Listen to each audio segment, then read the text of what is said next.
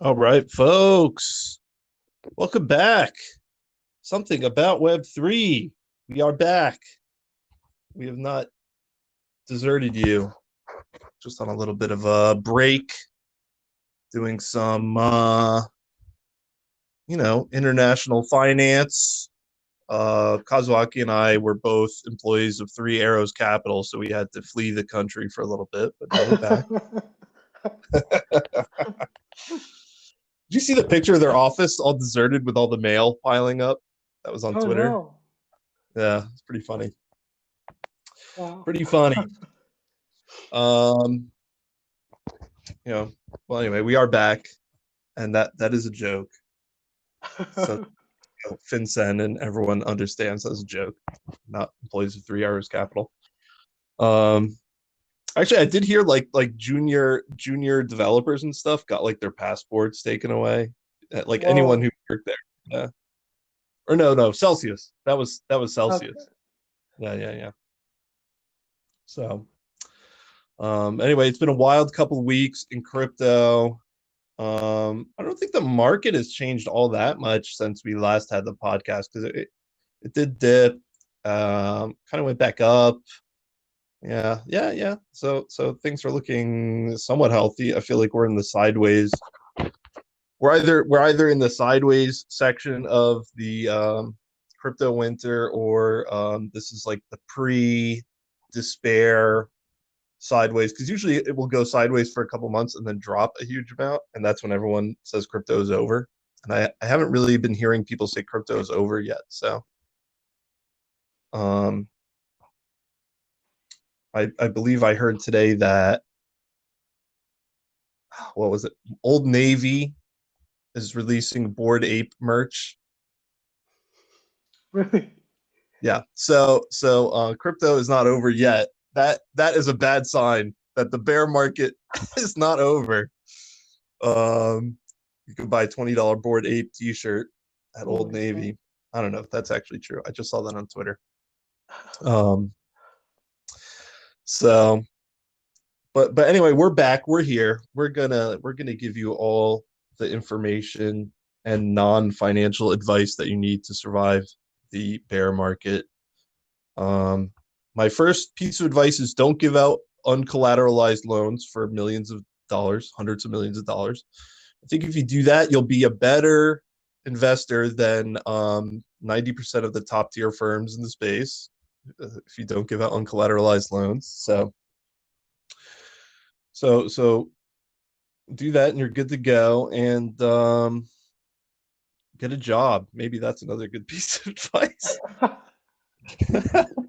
Get some cash flow going. I can't believe the US dollar is so powerful right now. Yeah. It's It's crazy. absolutely insane. I think it's 140 yen for a dollar now. Oh yeah. The DXY is pumping, the dollar spot index measured, US dollar measured against a basket of other currencies. Still pumping like crazy, even though the CPI inflation is out of control. I guess the official number is like 9%. Unofficial numbers, I'm seeing like 15%. So even though the US dollar is becoming worth less, um, it's still becoming worth more and more compared to everyone else's currency. Now, flipping the euro, um, just don't know what to say about all that. Um, Other than, yeah, get a job, buy some beans, and put them in the cupboard just in case. I don't know. How are you preparing? By the way, I'm here with Kazuaki. I didn't give you a Oh, proper hello. thing. Mhm. How are you preparing for the economic collapse? My position or strategy haven't changed yet. I'm still USDC maximalist at this point. Very good. Yeah. Are you doing anything interesting with your USDC, or are you just holding it? No, just holding it and then like I provide liquidity on the Uniswap V3, USDC ETH pair. Oh, Yep. okay. Nice. There's got to be a lot of action over there. Yep. Yep. Yep. What range are you concentrated in? Well, I kind of shorting ETH because like I try to gain ETH position more. It's like Hmm. I'm hoping uh the bear market still going on. Yeah. Yep. No merge yet, No more yet. um, so we're still bearish ETH. Hmm. Yeah, me too. I mean, I'm rotating my ETH holdings into NFTs, which is a really smart move. Nice. Um, I bought an ICO virtual. What else did I buy? Some Milady bullshit. Milady's did an airdrop of banners. You know, like Twitter profile picture NFTs. That's old Mm. now. So now you want a Twitter banner NFT. So they did a Twitter banner NFT drop, which I've never seen anyone do Oh. that. Yeah. So I got one with the famous author and computer scientist Ululilia, creator of the Supernatural Olympics, I think his game is called. Ah. It's a really interesting guy. Um, I bought it. I'm a big fan of this dude. I don't. You probably don't know anything about this dude, Ululilia. Mm. He lives in America. He is. He's got.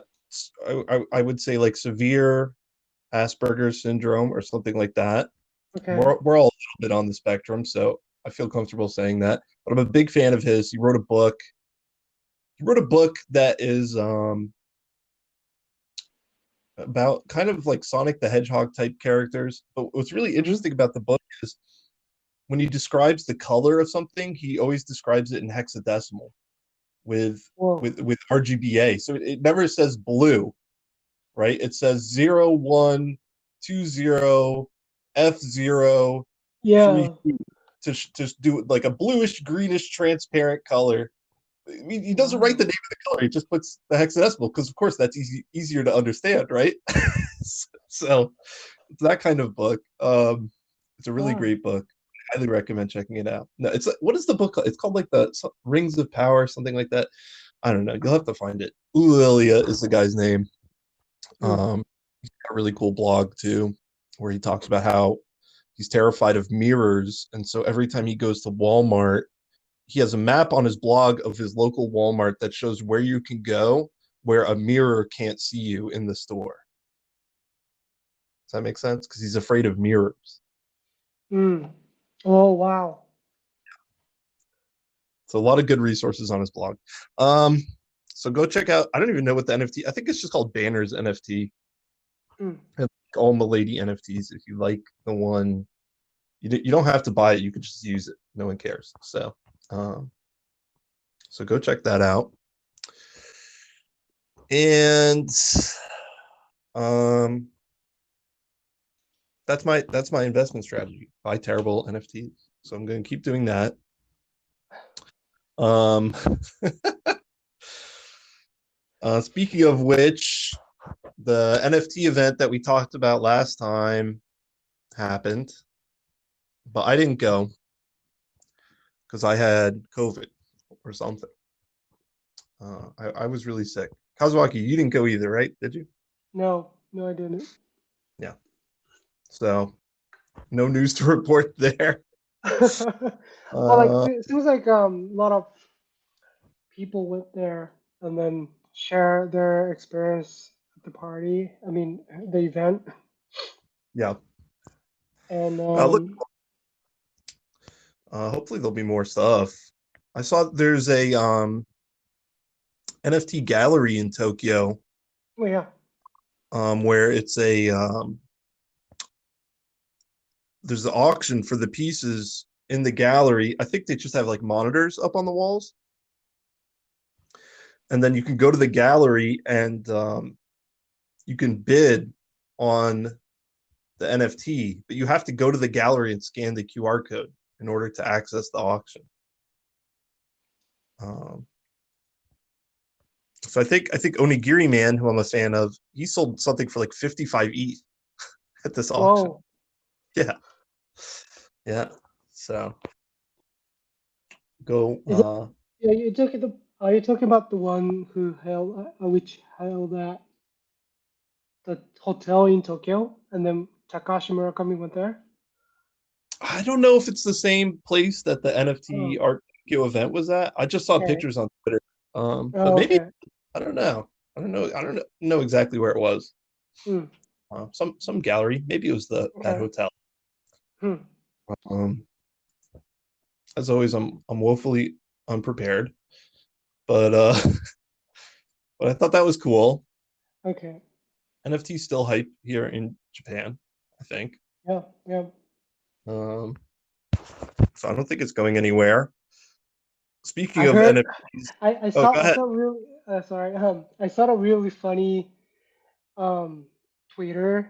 Like, I think the Japanese guy who went to the NFT party, and he was like a hardcore Ethereum developer, right? And then he went to NFT Tokyo, and Hmm. then he was saying like, okay, NFTs for party people, and then DeFi is for losers. That's what he said because like not that many engineers at the NFT party, I mean Yeah. NFT event. And then if you go to like Ethereum conference or crypto conference, you see a lot of hardcore engineers, and then he called them like losers, and then it's kind of funny. Yeah. Yeah. One thing about NFTs that no other segment of the crypto industry has been able to do, and you can laugh at me if you don't think this is true, but I think it's true, is that there are women who are actually interested in NFTs Hmm. compared to DeFi Yeah. and Web3 development. Sure. Mm-hmm. There are some women in DeFi and Web3 development, but Yep. compared to the amount of women who are in NFTs, it's got to be like 100x or 1,000x. It's Yep. insane. Um, why that is, I don't know. Well, women in general have always been extremely strong in the art world. So it makes sense from that perspective versus I don't think women in general have been as strong historically in finance or computer science, right? Sure. So from that perspective, it makes sense, and therefore NFT events are cooler Yeah. because Oh yeah. because there are more women there. That's the only thing that defines whether or not something is cool. Um, Yep. so um, anyway, there's our sexist of the week. Angry. Send your angry tweets at me, Dan underscore Lippert. Um,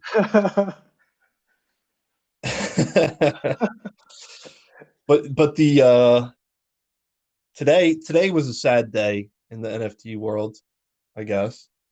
OpenSea announcing laying off 20% of their staff. Brutal. Um, I'm I'm kind of shocked. Did they not see this coming? They said in their announcement that they were prepared for a bear market. They're prepared for cyclical markets, but they did not see the broader macroeconomic trend of stock market. I guess they're for VC financing drying up and things like that. So NFT sales are down like 50%, I think, from a year ago, volume wise. So that's got to hurt. OpenSea has a lot of competition now too. Um, but yeah, 20%, not a insignificant number. Um, yeah, that's a bummer. What do you think? Well, if you heard 20% layoff, like it sounds like a lot of employees, but um, there's a little updates on the TechCrunch. article says OpenSea tells TechCrunch the company will have 230 employees following the layoffs. So it's still not that many people got laid off, I think. Oh, okay, 230. Wow. Yeah, That's a yeah. lot. Do you think? I don't know. I don't know. Crypto is a small space, in my Oh, opinion. that's true. Yeah, yeah, yeah. I think the amount of people that work in crypto, it's got to be less than 100,000, right? Mm-hmm. Yeah. Um, so wow, OpenSea has like 1,000 people working there. That's way too many. That's way too. I mean, I don't know what they're working on over there. Yeah. Um, I don't know what their future plans are, but you know, that's seems like too many, at least for the bear market. I know. Yeah. Well, good luck to all the folks who are now looking for new places to work. Um, Yeah, I'm pretty sure like they get another job really relatively easier because like yeah, they were you good. can write, yeah, you can write OpenSea on their resumes, and then a lot of people That's still true. new upcoming project looking for those experienced developers. Yeah, that is true. There are a lot of people building on NFTs right now in a lot of different ways. Um, and something about this podcast, something about Web3, we are hiring, but we don't, the salary is zero. So if you're interested in that, you can submit your resume to join us over here. That's mean. That's mean. But it is crypto winter. So in Oh all yeah, seriousness, be be conservative, be prepared. Um, and now is the time to build and I don't know.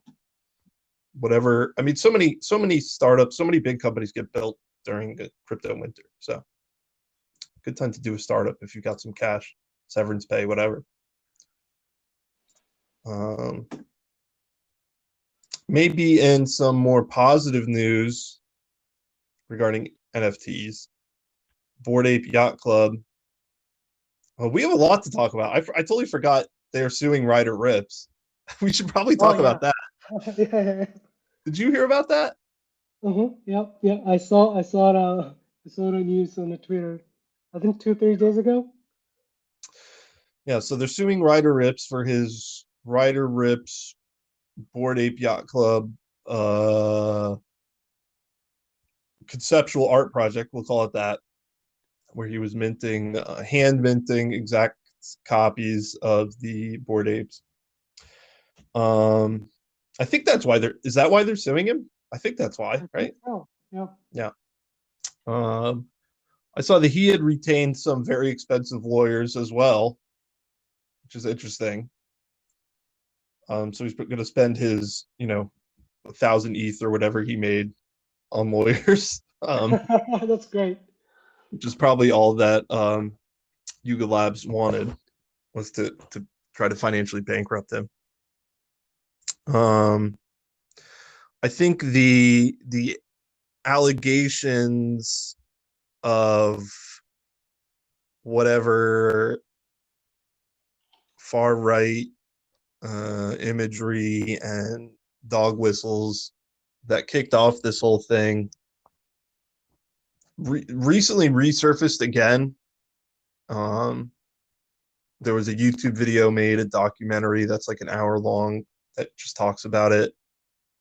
The guy who made this documentary, though, really spends a good 10 minutes sucking off Ryder Rips, basically saying how cool he is and how he's like this amazing design director who worked with all these companies and he was engaged to Azalea Banks, right? And all this stuff.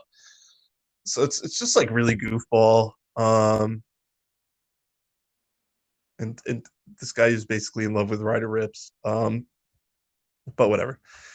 a bunch of YouTubers, famous YouTubers who were anti-NFT recently reacted to this documentary. So that kind of like heightened the accusations in more normie world of people who watch YouTubers like Asmongold and XQC and stuff like that, which is like hundreds of thousands of people, right? These big Twitch streamers. So maybe that triggered the lawsuit as well. Is that Yuga Labs is realizing like that the story is not going away. Um,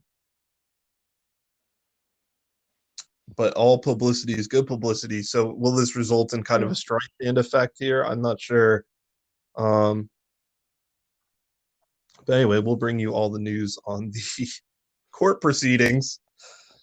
The biggest court case since Johnny Depp, Yuga Labs versus Red Grapes.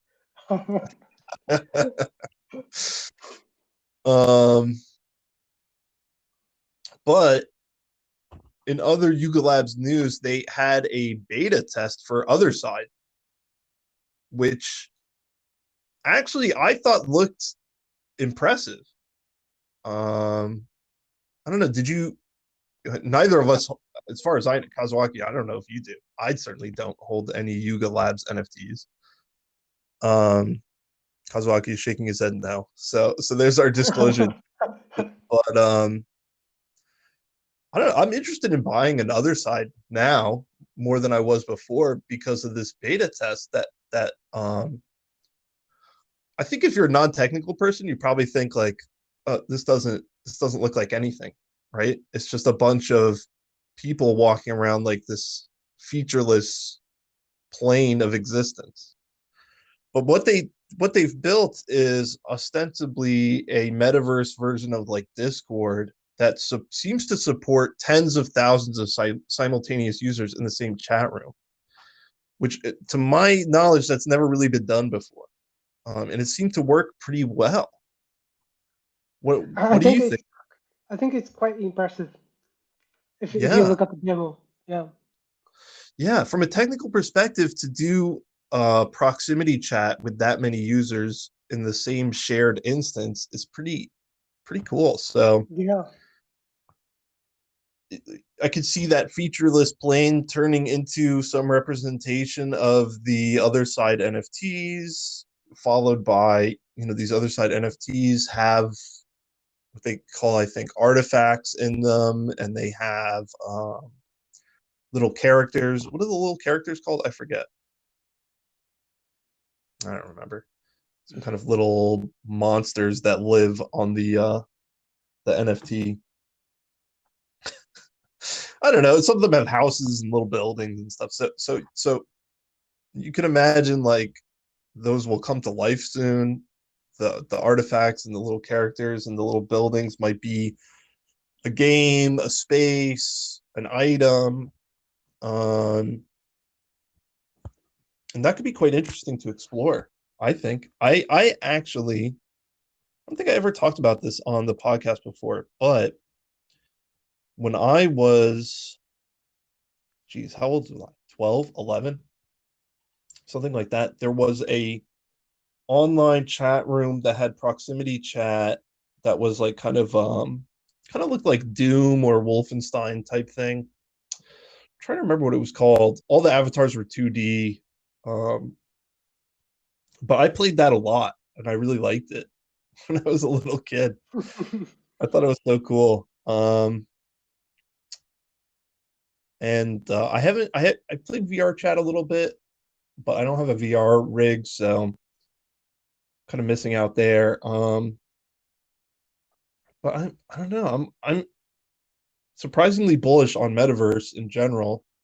And it seems like they're going to deliver something that's at least more compelling than what Meta is delivering, which is I guess you would have Meta, you have VR chat, and then whatever this other side thing is, probably the top three players in the space, all coming at it from way different angles.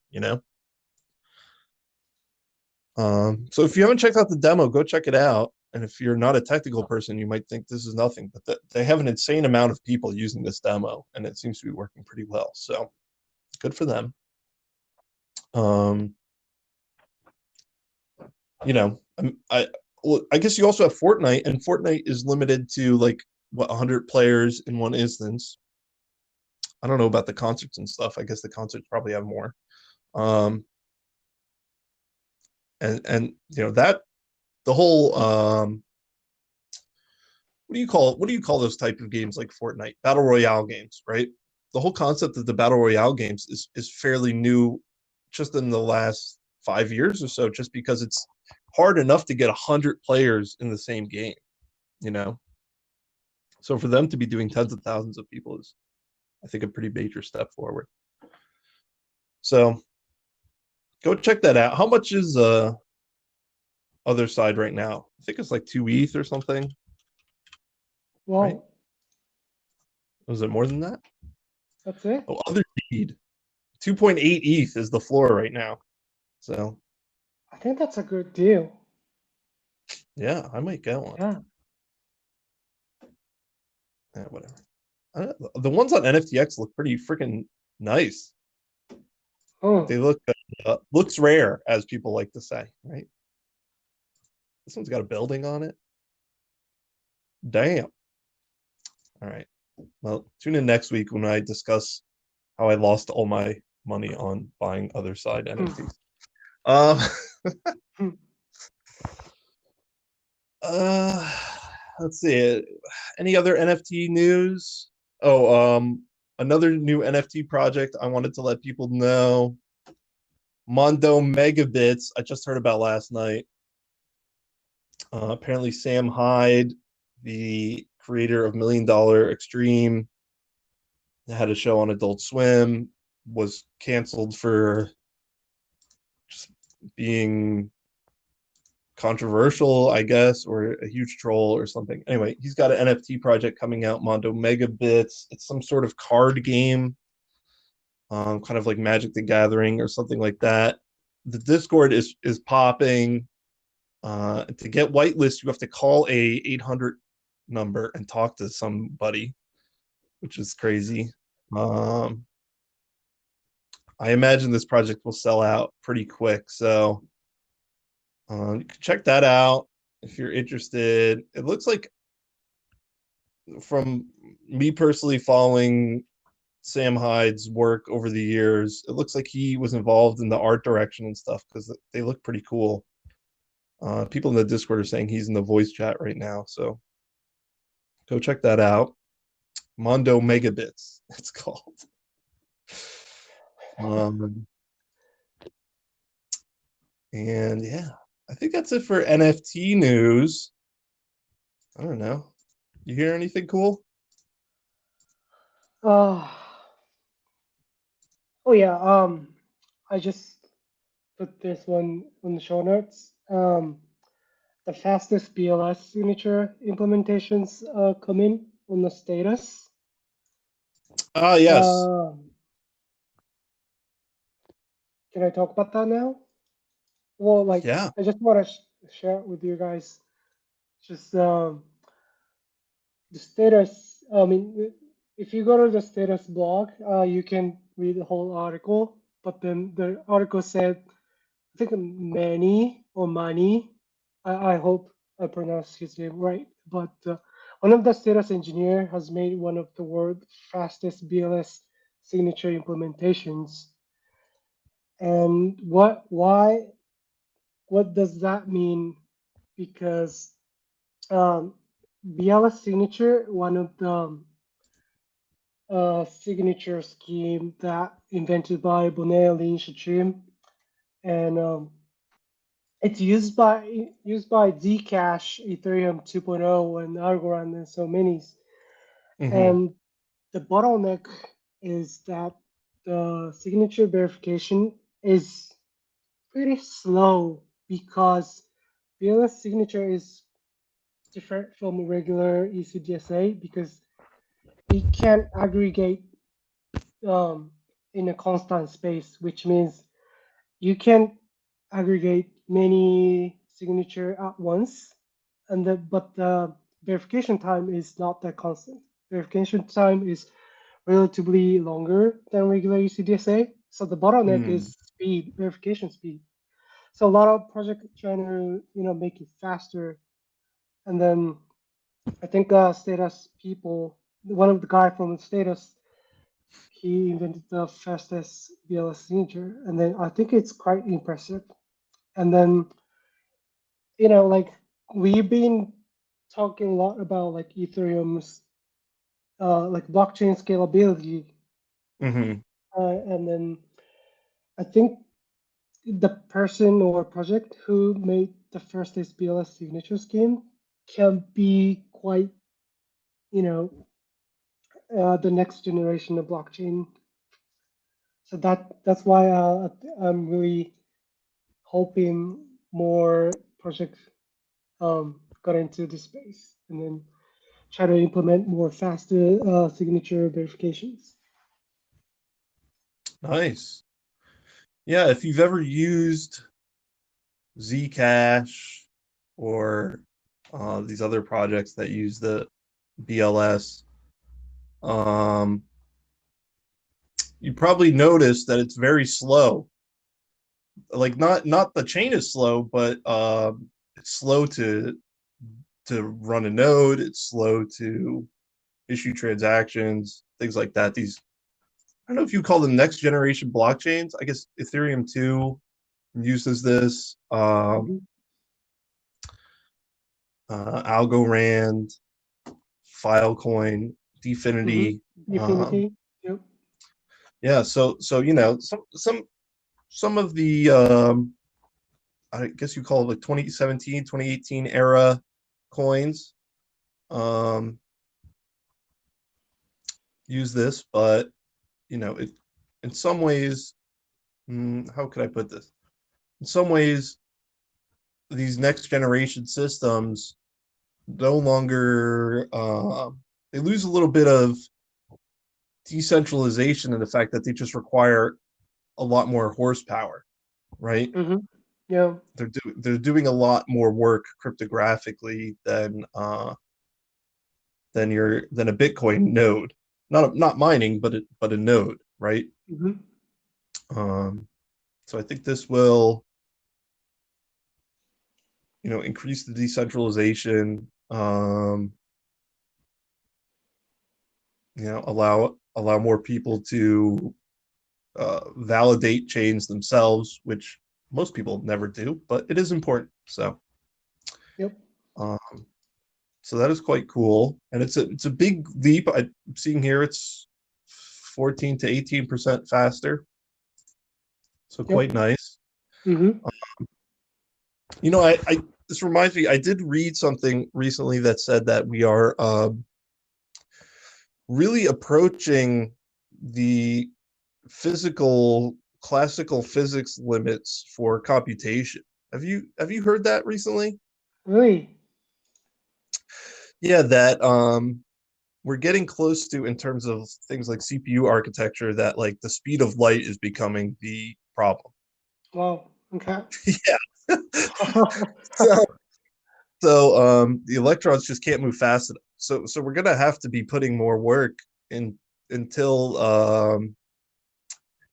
until the next the hydron what do they call that thing? The hadron collider. Until we can build the hadron collider that circles the entire Earth, we're going to be running into this problem. It seems right. Yeah. We're going to need better algorithms, and so never been a better time to become a computer scientist, I guess. Hmm. Um, Also, I finished reading the Dark Forest trilogy, by the way, and so they talk a lot about that in there. Uh, in that universe, I think they solved this problem by using quantum entanglement to develop a new generation of CPUs, so that electrons don't actually have to travel across any kind of stratum. Um, I don't think we're quite there yet here on Earth, present time. So still got some time to figure that part out. Quantum entanglement CPUs. Um, Anyway,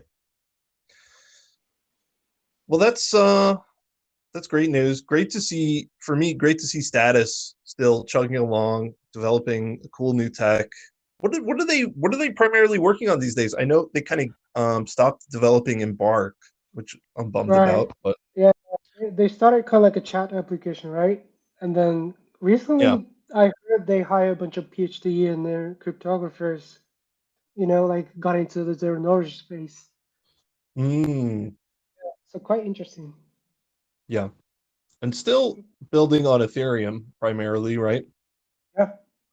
Um, Also, like they building a Nimbus, which is a ETH2 client, I believe. okay. So they use a programming language called Nim. It's kind of like a static, a strong type programming language. Mm. It's kind of like Rust, and you can easily FFI to C and C++. Oh, okay. So yeah, quite hardcore programming Yeah. language. Wow, they are Yeah, hardcore. yeah. The folks at Status are really nice. I met some of those folks at conferences and stuff, and really cool group of people. Status not in the loser category we talked about earlier when we were talking about Yep, Ethereum. yep, Yeah. yep. um, yeah. Well, thank you for the technical news break. I know most people tune in for technical news, and I just talked about Milady and these. But by the way, I started listening to a lot more podcasts, crypto podcasts. I have to say, Mm, I think that before I know we talked about what podcasts that we don't really listen to a lot of crypto podcasts, just like the Zero Knowledge podcast and things like yeah. that. So I'm here with some more recommendations. Um, I think there was one called The Block that is quite good. Yeah. That's a little more kind of controversial. Um, if you like our style of podcasting, I don't think it's as goofy as us, but um, kind of more casual and fun. Um, and then there was another one that is from I'm not even going to remember what it's called. It's from a VC company called Castle something. Do you know what I'm talking about? Castle. Oh, eh, okay. what is it called? I'm recording the podcast on my phone right now. Otherwise, I would switch to my podcast app. All right, the podcast is called On the Brink. It's a very Okay. good podcast. I highly recommend it. Um, it is from Castle Island uh, Mm, Venture. I think it's a VC company. Um, so quite good. I highly recommend it. They also tend to talk a lot of smack, which is fun. Um, they had a really good one on BlockFi, which I guess is something we'll probably talk more about soon if things go sideways there. Um, I don't know, just a lot of good guests and talk a lot about like VC deals that are happening in the space as well, which is cool. mm. And then I think on one of their recent episodes, I don't know if they do this every episode, but their intern who prepares their show notes, we need to get an intern to prepare our show notes. Uh, inserts troll VC deals into their news briefing. So there's like, Oh, and they have to figure out which one is fake. yeah. So it's quite That's interesting. nice. I don't know if they just did that for one episode or if they do that often, but That's nice. yeah. So check that one out. Also, I've been listening to the Red Scare podcast, and you might be thinking, well, what does that have to do with crypto? Isn't that just two Russian women talking about how they Oh. like to drink and do drugs? And yes, it is about that. But they recently interviewed Curtis Yarvin on their podcast. Um, Are you familiar with Curtis Yarvin, Kazawaki? Uh, Not that much. he goes by Mencius Moldbug, but he's the creator of Urbit. I'm sure you know about Urbit, uh, Yep. and invented the programming language Knock.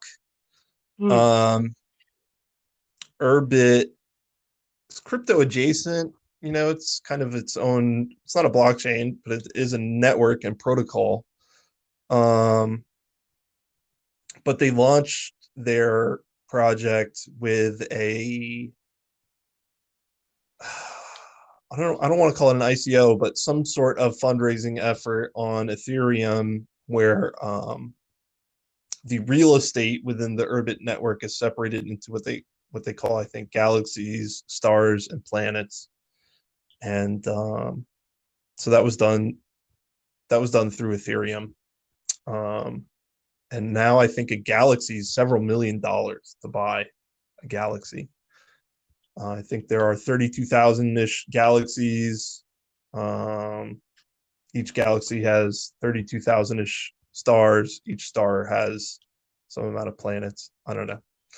Um, even just a planet, I think, is worth like $10. So I Mm. got one for free from Justin Murphy, um, infamous podcaster himself and YouTuber and Urbit person.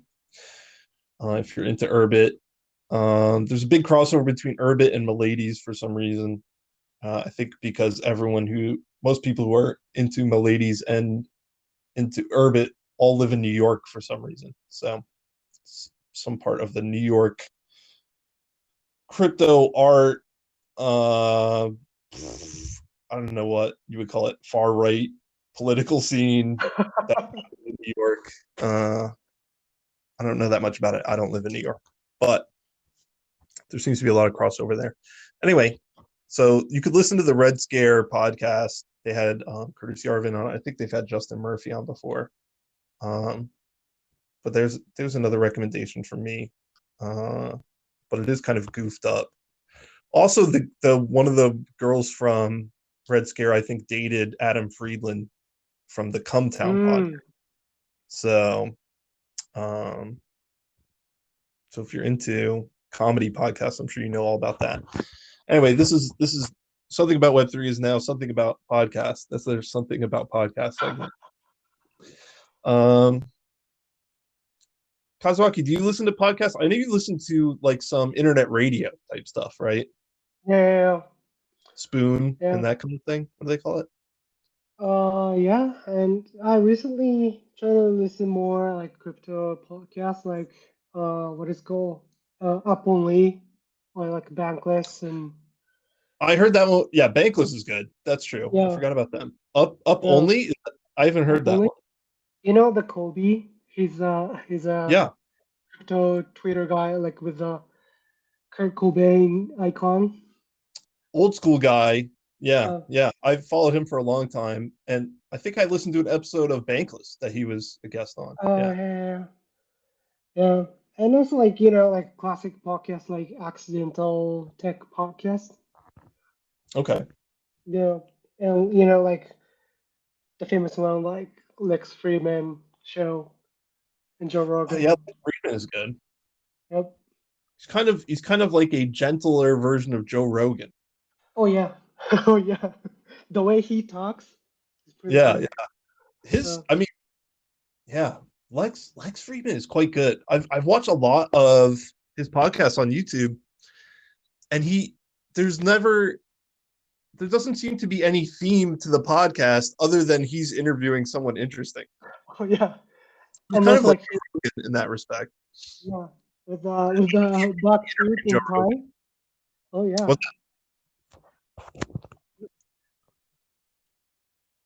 What, sorry, I cut you off. What did you say? Okay, yeah. What with he's wearing a black suit and tie all the time. Oh yeah, he does do that. Yeah, he's one of those Yeah. guys. Um, yeah, I don't know how I would describe it. Sometimes it gets really goofy though, Mm-hmm. because he's always talking about like how much he loves everyone. You know what I'm talking about?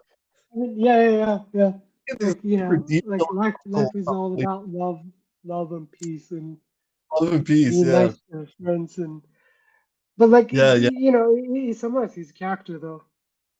yeah. He has a really Yeah, interesting character. yeah. I saw one where he interviewed a guy who was a con artist. He was a career criminal, you know, Mm, and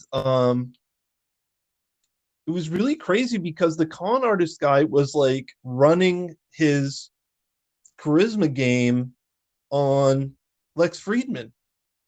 But the way Lex Friedman is, it's like on the surface he seems very naive and like all about love and peace, but you could kind of tell that he's just like humoring this con man and like letting mm. him like expose himself. It's quite interesting. Quite interesting interview style.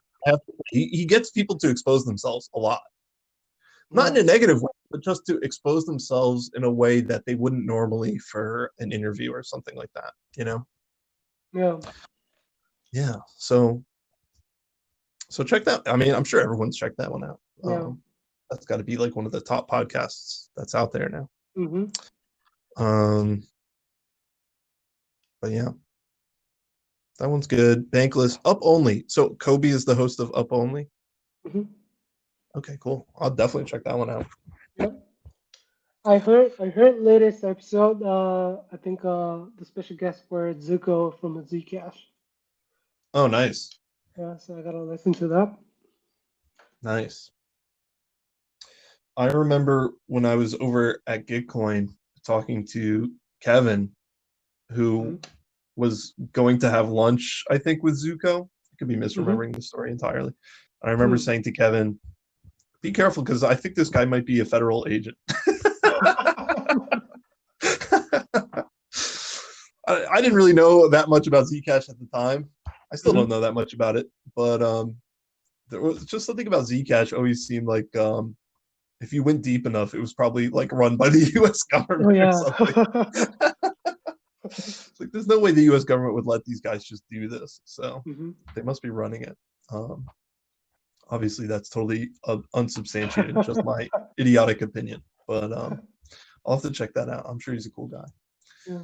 Actually, probably Monero is run by the federal government, if anything, Oh yeah. because all the top Monero devs, the original devs, were bronies, and the CIA also had a brony division at one point. So, did you Oh, know that? okay.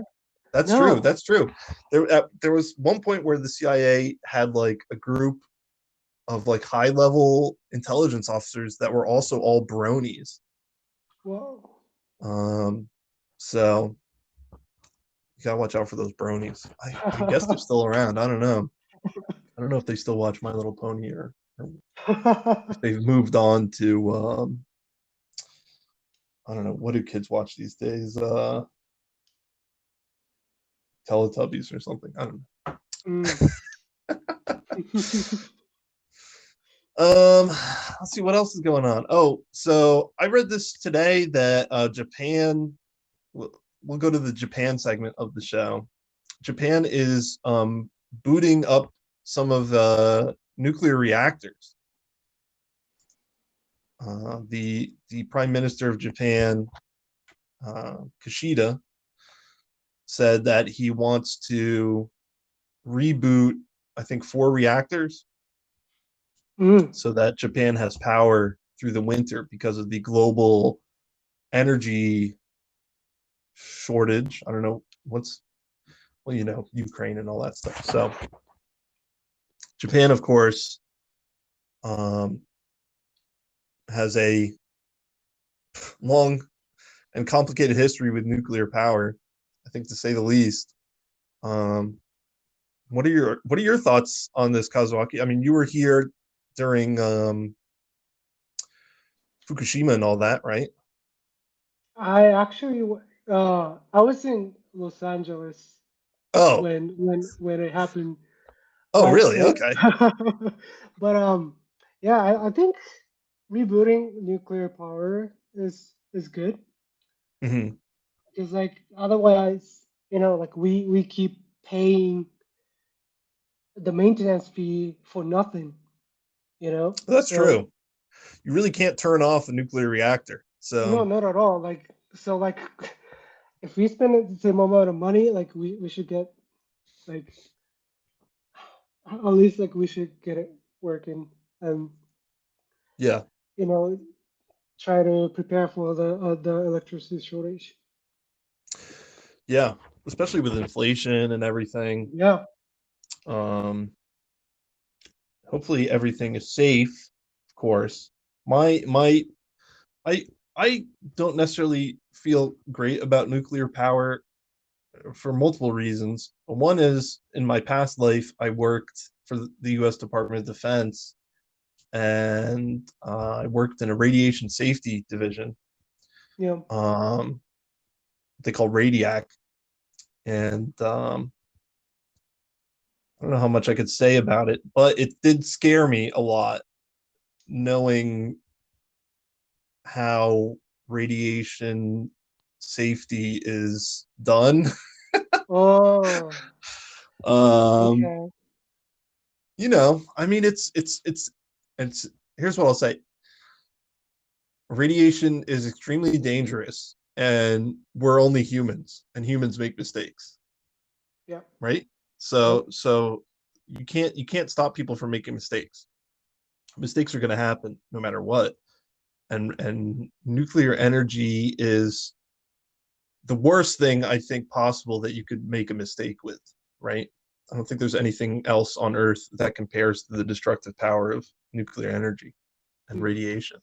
So, but at the same time, people say, well, nuclear energy actually is safe compared to coal and things like that. It just doesn't seem as safe because coal does damage much slower over a bigger area, you know, greenhouse gases, Greta Thunberg, how dare you, all that stuff. And we need energy to mint NFTs, which is very important. So we might as well boot up the nuclear power again, right?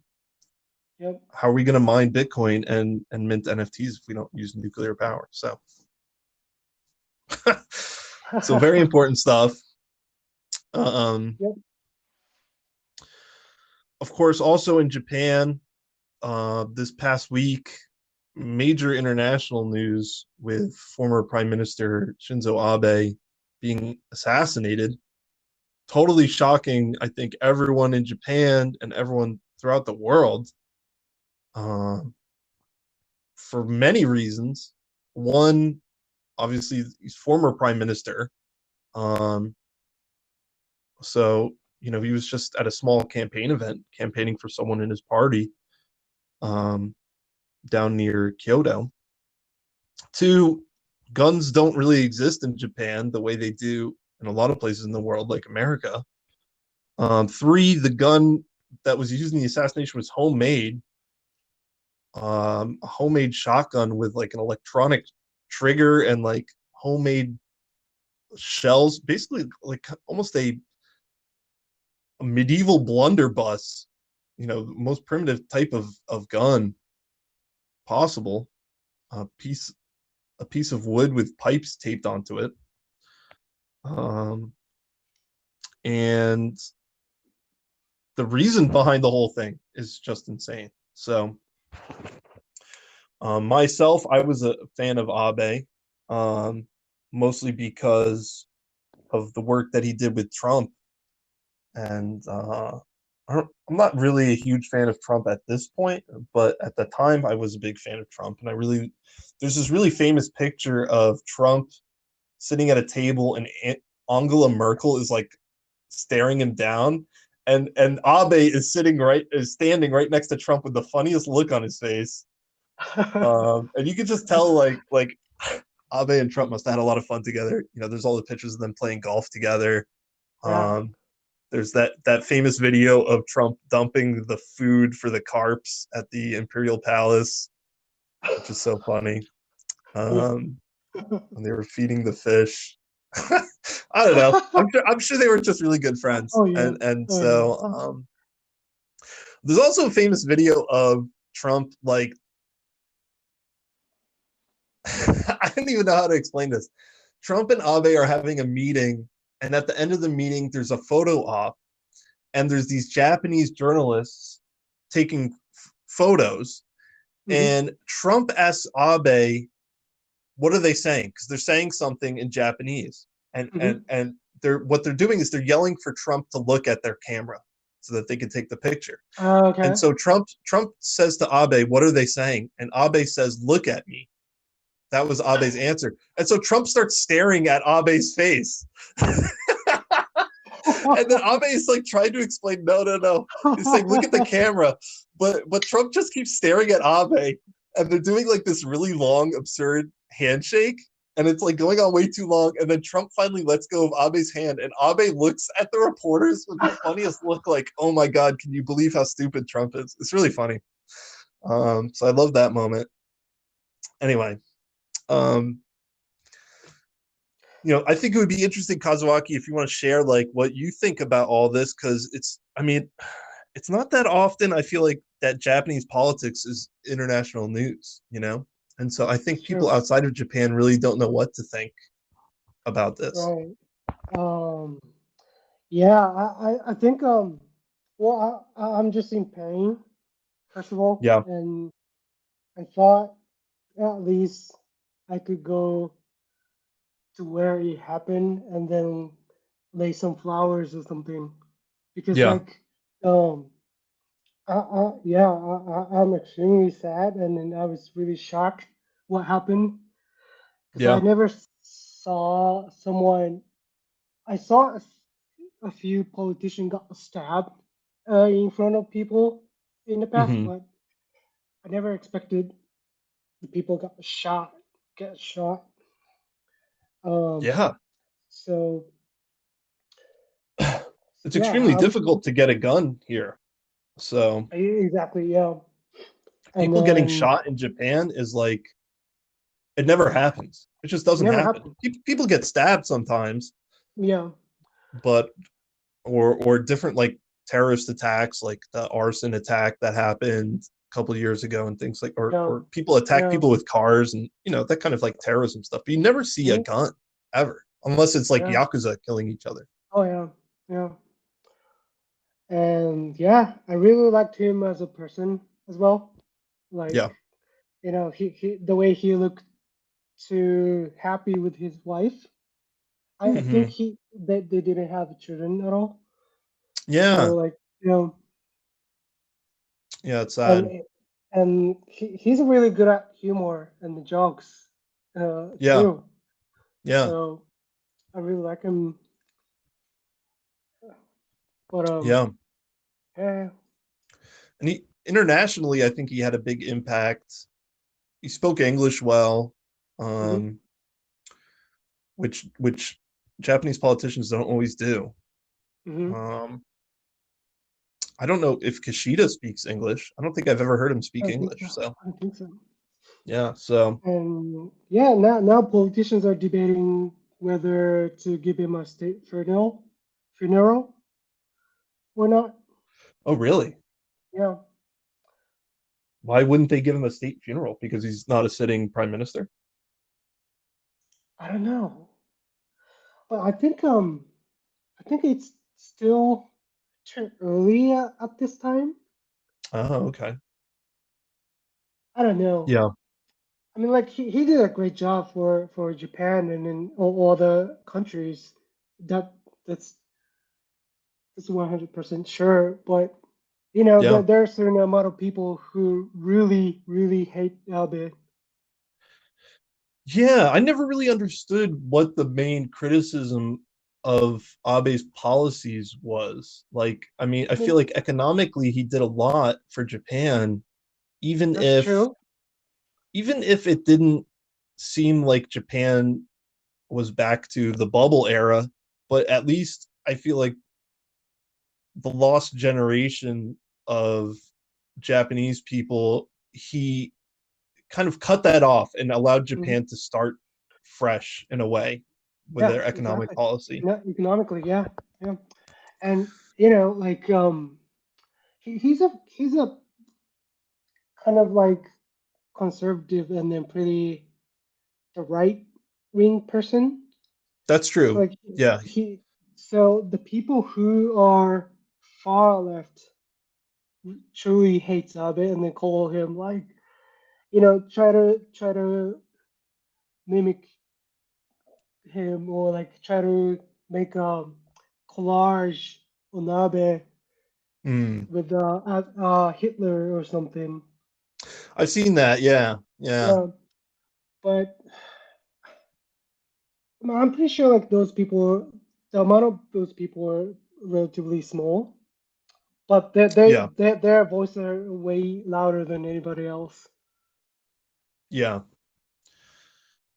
Well, that always happens in Yeah. politics, but especially in Japan, I feel like the people who are on the far right and the far left are extremely loud, and then Hmm. 90% of the people in the middle are Yeah. just normal people. So Yeah. they don't really talk a lot of Hmm. politics and things like And that. I remember before Abe became a prime minister, and it was when Democrat Party were taking control. That time Yeah. was terrible, Was it? terrible. Yeah, that's when like all the tsunami in Fukushima happened, and then the way Ah, you know dealt with those disasters were really terrible.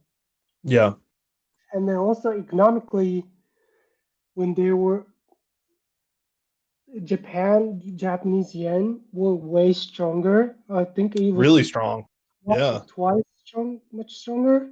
So which means like no one wants to buy stuff from Japan, Hmm. like car or any other electric um, electricity or something. But so that's why like Japanese economy were really low at the time, Yeah.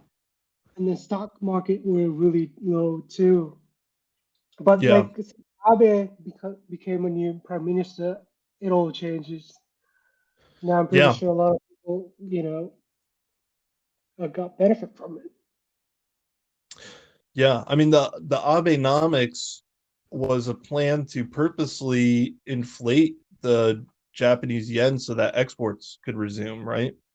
Hmm. Um, I think people outside Japan probably think, oh, well, inflation, that's bad. Like, why would you want inflation? But that's really a US centric view because the US doesn't export a lot of goods. It just Mm. has financial culture and like retail. It's like the main Hmm. sectors of the US economy.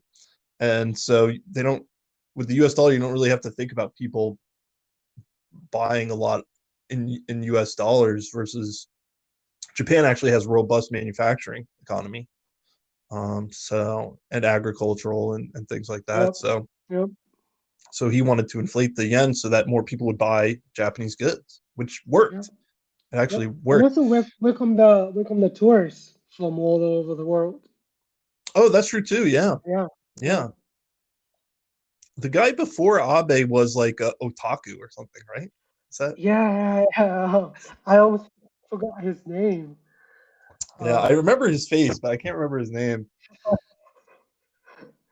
Um, but anyway, that was like the only time that that party took power, right? hmm. Since Yep. World War II, right? Hmm. So, um, So that's why so I guess anyway, still a lot of people vote to LDP because yeah, they don't wanna they don't want that nightmare anymore. yeah. LDP Yeah. being the conservative party in Japan, but it's Mhm. called the Liberal Democratic Party, Yeah. which is interesting. Yeah.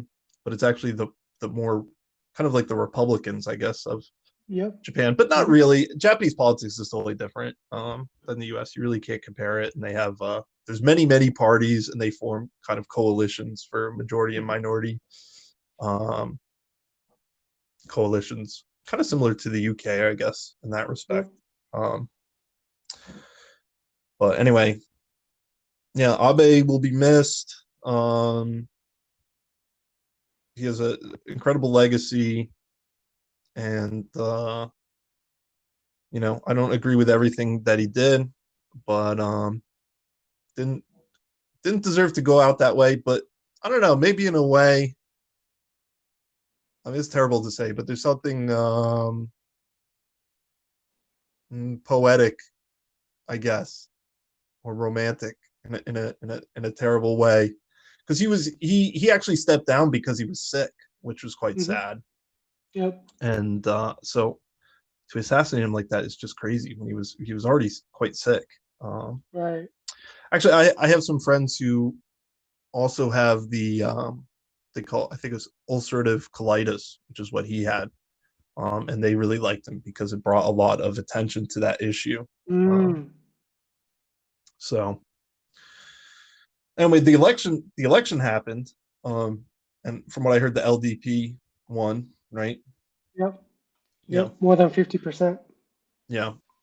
Yep. So we still got Kishida.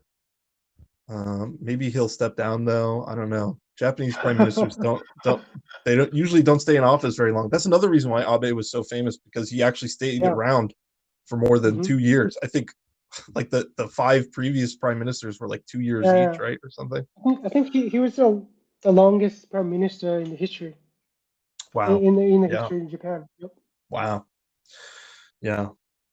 I know in American culture and internet culture, he was well known for telling people to have kids. Mm. I don't know. Did you ever see any of those memes of Abe Oh, on the no. American internet? It's like a picture of Abe saying that just said "have sex." All right. It's It's quite another funny. reason I like him. Yeah, yeah. Yeah. He was well known for telling people to save the economy by Oh, procreating. great. Great. Um, so anyway, I guess things will continue on in Japan. Um, you know, we'll see what happens. One other thing I'll note, and I'll ask you about this because I don't know much about it, but I saw there were some signs around, when they have the elections here, all the politicians put up different signs on the streets here so that you Yeah, yeah, know yeah. who's running for office in your area, Hmm. who you Yeah. can vote for. And sometimes they're really funny. There's one near me of a picture of a woman who's riding a horse, which is quite strange. But in quite a few areas, there is a party that they didn't even put a picture of who is running. They put a picture of a weed leaf. Mm. And I think this is some sort of weed legalization party. Are you familiar with this Okay. at all? No, no, I never heard that. Yeah, yeah, yeah. Oh, Normally they put a picture of whoever their politician is, but this okay. party only put a picture of a weed leaf saying, I guess, vote Oh, for this party if you want weed to be legalized. So I think well, I'm sure people probably know that weed is illegal in Japan. yeah. But